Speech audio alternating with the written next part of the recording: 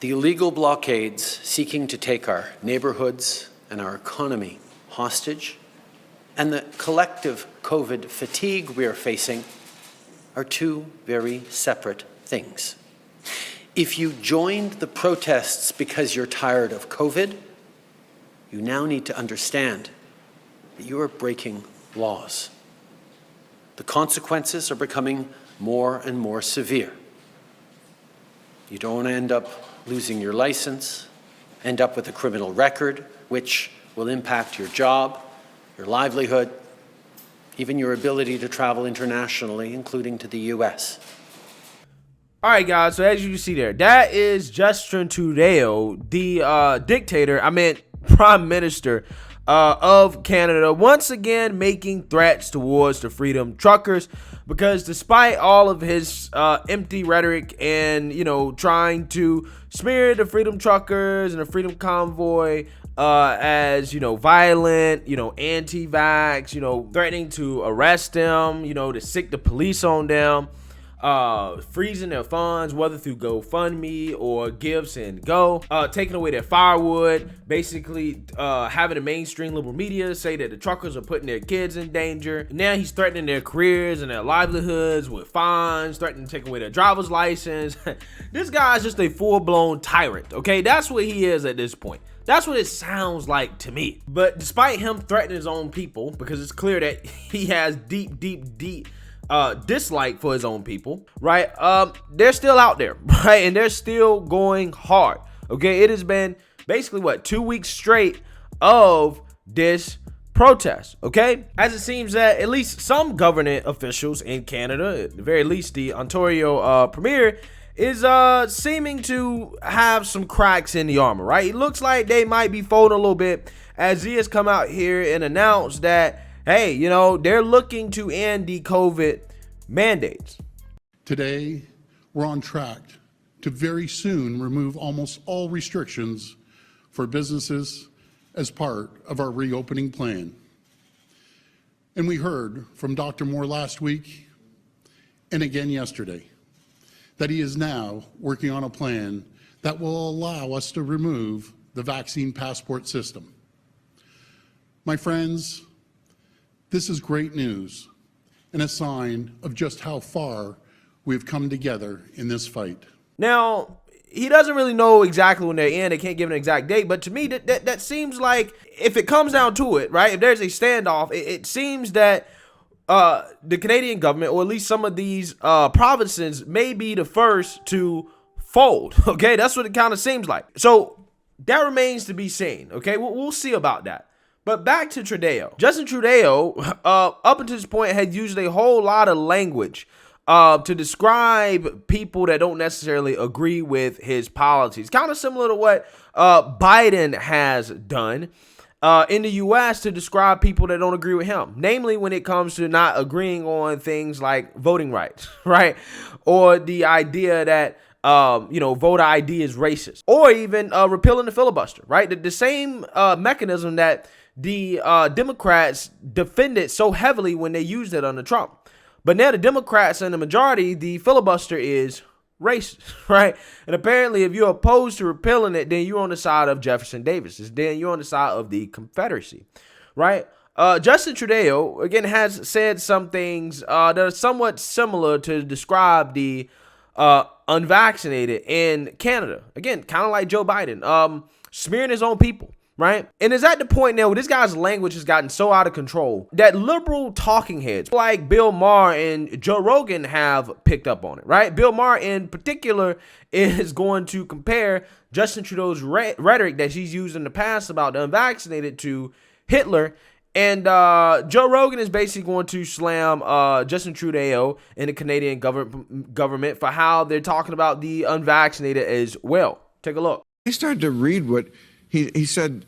This is a couple of weeks ago. He was, or maybe this is September, but he was talking about people who are not vaccinated. He said they don't believe in science. They're often misogynistic, often racist. No, they're not. That was not smart of him at all. Right. He said, but they take up space. And with that, we have to make a choice in terms of a leader as a country. do we tolerate these people? It's like, tolerate these? Now you do sound like No, Hitler. that was. And recently he talked about them holding unacceptable views. Wow. I'm yeah. surprised to hear that Trudeau said those things. You didn't see the blackface? I mean, no, I'm kidding about that. I'm not. I mean, that was not a good look for him. No, that's bad. But I mean, come on. I mean, that's, I think, what gets under people's skin. In Quebec, you can't buy groceries unless you're vaccinated. We need to look at this and make sure this is true. But when you get to that I know point, someone was telling us this last night. Yes. Who is a Canadian. Yes. So he might be right about that. But that is, see, make sure that's true. Yeah, let's make sure that's true. It's wild. And the way Trudeau talks about people who are unvaccinated, the way he said that they're misogynists and rapists, or racist, I'm putting words in his mouth. He said they were misogynists and racists, and you're in the demonized class all of a but sudden. you're deciding, you're taking people that have a perspective on a medical intervention, and you're deciding that you're going to demonize them in the worst possible ways with no evidence. And isn't it something that so many of these people, like say the nurses who are unvaccinated, the truck drivers who don't like the mandates, that they were the heroes? Right. These were the essential workers, the healthcare workers. Yes. These were the people in New York City. They were clapping at 6 p.m. every day for these workers. And there'll be nurses who worked through a year and a half of the pandemic. And they didn't want to get the shot. And now all of a sudden, these are you're out of there. Yeah, ain't it amazing when, certain liberal talking heads like Bill Maher are late to the party, right? The party that the conservatives have been having and also screaming at the top of our lungs that, hey, this guy is saying all types of effed up things about unvaccinated people, right? He's saying all types of effed up things about his own people, right? And it's amazing how liberals was just so unaware, right? I didn't know that he said that. What you mean you don't know that he said that, right? Everybody in conservative spaces knew that that's what he said, okay? And when world leaders say stuff like this, it shouldn't fly on the radar. Again, which tells you that the mainstream liberal media is doing a piss poor job of covering stories that actually matter when a leader of a developed nation, right, a first world country like Canada, one of the world's leaders, is calling his own people racist and sexist simply because of their vaccination status. That's newsworthy, right? The fact that these people didn't know and then they're all of a sudden coming out and talking about it and addressing it and saying, wait, this is some crazy stuff. Bill Maher going as far as to basically say he sounds like Hitler. Again, it tells you how much mainstream liberal media has failed to educate the general public as to the things that these politicians are saying about their own people. Again, similar to what Joe Biden has said about his own people. Okay? It's absolutely insane. It's nuts. I mean, I've never seen a time where, it was acceptable for world leaders to basically berate and belittle their own people. Usually they're trying to win over the people by, giving them compliments, saying nice things about the people. No, in today's time, 2022, the new thing to do is to tell your people that they're racist and sexist and bigots and homophobes because they don't agree with you, right? It's insane. But as has happened, the Canadian government obviously is trying to continue to use whatever means they can to end the blockade, particularly of the Ambassador Bridge, as a judge has ordered protesters to leave. They're like, no, you guys have to end the blockade because this bridge is a very important bridge for trade, okay, and logistics, right? And the truckers blockading this bridge is causing some problems, okay? However, the truckers seem to not be budging, right? They seem to be ignoring and continuing to defy these orders. So let's read here. An Ontario court on Friday ordered protesters to end their blockade of a key bridge connecting Canada with the United States as the country headed into a third weekend of Freedom Convoy demonstrations. The protests have paralyzed the capital, slowed traffic at the border, and caused manufacturers on both sides of the crossing to reduce operations. Ontario Superior Court Chief Justice Jeffrey Merowitz, gave protesters until 7 p.m. to end the blockade at the Ambassador Bridge connecting Windsor, Ontario, and Detroit, the busiest crossing on the U.S.-Canada border and a vital supply route between automakers on both sides. As the deadline passed, the number of protesters lessened, but many chose to defy the orders, chanting freedom, waving flags, singing the national anthem, and voting among themselves to stay put. So basically, it was like, nah, we not gonna do it, right? We're not gonna do it. Okay, that's basically what they said. Earlier Friday, Ontario Premier Doug Ford upped the pressure on the protesters when he declared a state of emergency in the province and said he would seek to impose steep fines and prison time for people who continue to obstruct highways and bridges. Ain't it amazing how when Ron DeSantis came out and basically passed the bill, said, hey, you know, you guys can't obstruct highways and stuff like that, the mainstream liberal media smeared him as a racist. Okay, he's a racist because he's like, no, you can't obstruct highways. You can't do that, right? The left was like, no, you can do that. That's freedom of speech, right? They should be able to do that, okay? Now, all of a sudden, these truckers here in Canada are doing this, and these people being called violent, right?